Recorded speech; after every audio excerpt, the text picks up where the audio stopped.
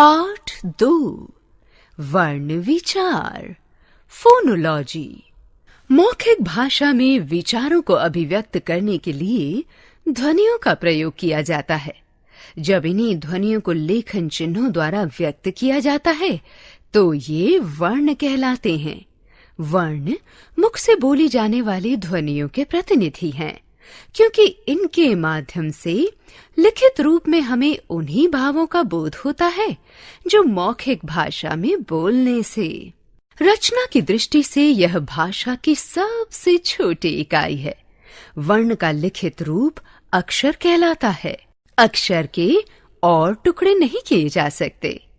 आओ जाने भाषा की वह सबसे छोटी ध्वनि जिसके और टुकड़े न किए जा सके वर्ण कहलाती है।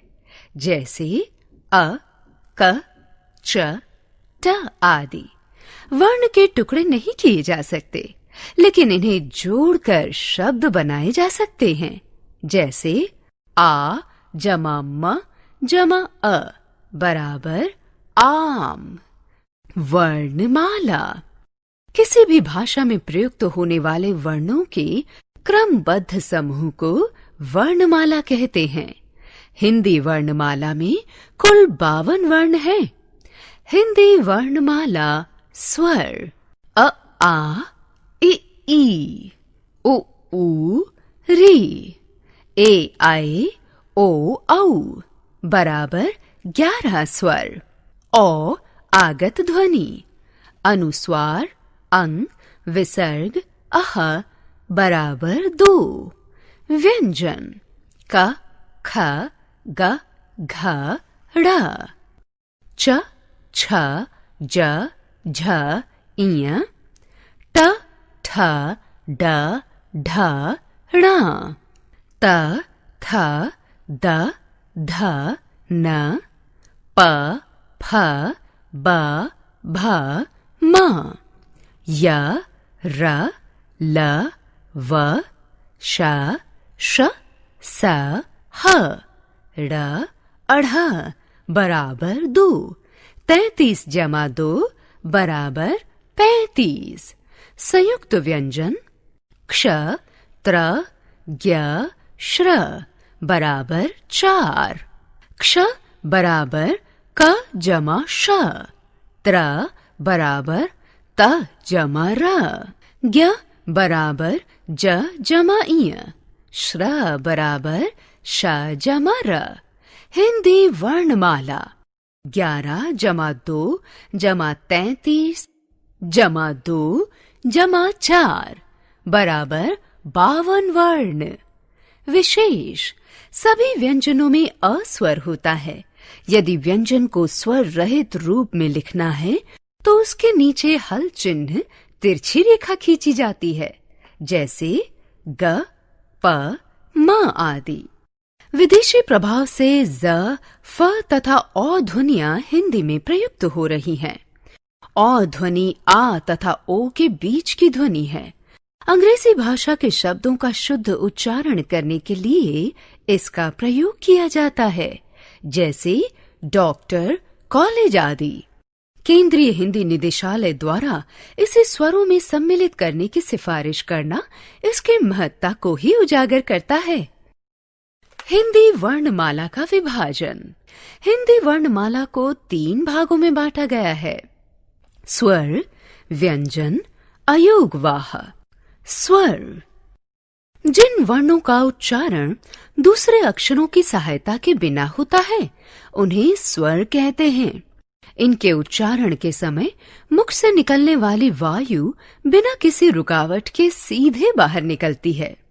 जिन वर्णों का उच्चारण करते समय मुख से निकलने वाली हवा मुख के किसी भी भाग से बिना टकराए अबाध गति से बाहर निकलती है उन्हें स्वर कहते हैं, जैसे अ आ इ ऊ री आदि।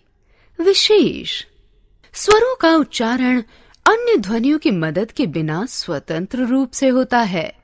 स्वरों के उच्चारण में हवा कंठ, जीभ, दांत, ओष्ठ आदि के कारण नहीं रुकती, बल्कि सीधा कंठ से बाहर आती है।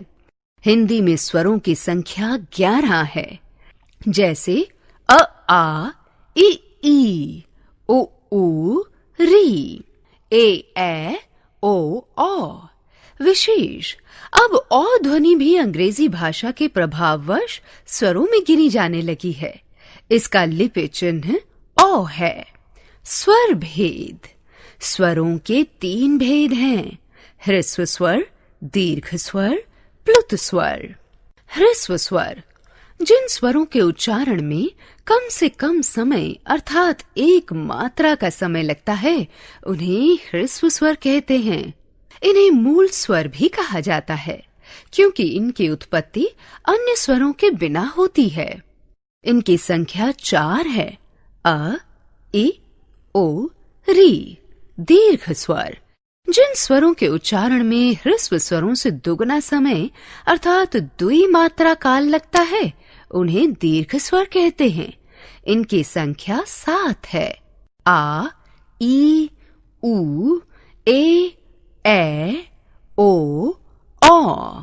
प्लुत स्वर जिन स्वरों के उच्चारण में ह्रस्व से तिगुना समय लगता है, उन्हें प्लुत स्वर कहते हैं। विशेष, प्लुत स्वर को प्रदर्शित करने हेतु उसके आगे 3 अंक चिन्ह लगा देते हैं। इसका अर्थ है तिगुना समय, जैसे ओम, हे राम आदि। आजकल इसका प्रयोग नहीं होता। व्यंजन व्यंजन स्वरों की सहायता से बोले जाते हैं। इनके उच्चारण में मुख की हवा रुकावट के साथ बाहर निकलती है। जिन वर्णों का उच्चारण स्वरों की सहायता से होता है और बोलते समय मुख से निकलने वाली वायु मुख के अलग अलग भागों से टकराकर बाहर निकलती है, उन्हें व्यंजन कहते हैं। विशेष, स्वरों की सहायता के बिना व्यंजनों का उच्चारण नहीं किया जा सकता। व्यंजनों के उच्चारण में हवा दांत, जीभ, कंठ, तालु आदि से टकराकर बाहर निकलती है। व्यंजन भेद। स्पर्श व्यंजन क वर्ग, च वर्ग, ट वर्ग, त वर्ग, प वर्ग। अंतस्थ व्यंजन य, र, ल, व। ऊष्म व्यंजन श, श, स, ह। स्पर्श व्यंजन जब व्यंजन का उच्चारण करते हुए वायु जीवा द्वारा मुख के अलग अलग उच्चारण स्थानों कंठ, तालु, मूर्धा, दंत, ओष्ठ को स्पर्श करती हुई बाहर निकलती है, तो उन्हें स्पर्श व्यंजन कहते हैं। क से म तक सभी स्पर्श व्यंजन हैं। इन्हें 5 वर्गों में विभाजित किया गया है। क वर्ग क, ख, ग, घ, अंग। त वर्ग त, थ, द, ध, न। च वर्ग च, छ, ज, झ, इय। प वर्ग प, फ, ब, भ, म। ट वर्ग ट, ठ, ड, ढ, ण, ड़, अढ़। अंतस्थ व्यंजन जिन व्यंजनों के उच्चारण में श्वास की गति अंत होती है तथा जो स्वर तथा व्यंजनों के मध्य स्थित होते हैं, उन्हें अंतस्थ व्यंजन कहते हैं। इनकी संख्या 4 है: य, र, ल, व। इन्हें कोमल व्यंजन भी कहा जाता है। ऊष्म व्यंजन। ऊष्म का अर्थ है गरम। जो व्यंजन उच्चारण के समय मुख से गरम श्वास के साथ निकलते हैं, उन्हें ऊष्म व्यंजन कहते हैं। इनकी संख्या भी 4 है: श, श, स, ह। अयोगवाह। हिंदी वर्णमाला में स्वरों तथा व्यंजनों के अतिरिक्त 3 और ध्वनियां हैं: अंग अनुस्वार, अह विसर्ग, अंग चंद्र बिंदु। ये तीनों ध्वनियां न स्वर हैं और न व्यंजन। इनका कारण है इनका उच्चारण करते समय स्वरों की सहायता लेनी पड़ती है, अतः स्वतंत्र रूप से उच्चारण न किए जा सकने के कारण इन्हें स्वर नहीं कहा जा सकता। व्यंजन में स्वर अंत में जुड़ते हैं, लेकिन इनमें प्रारंभ में जुड़ते हैं, इसीलिए इन्हें व्यंजन भी नहीं कह सकते। स्वर अथवा व्यंजन दोनों में से कोई न होने पर भी ये अर्थ का वहन तो करते ही हैं, अतः इन्हें अयोगवाह कहा जाता है। अनुस्वार, जिस वर्ण के उच्चारण में हवा केवल नाक से निकलती है उसे अनुस्वार कहते हैं। विशेष, यह अपने प्रथम वर्ण पर बिंदी रूप में आता है। इसका उच्चारण पांचों वर्णों के अंतिम अक्षर के समान होता है, जैसे संजय, इय, संबोधन, म आदि।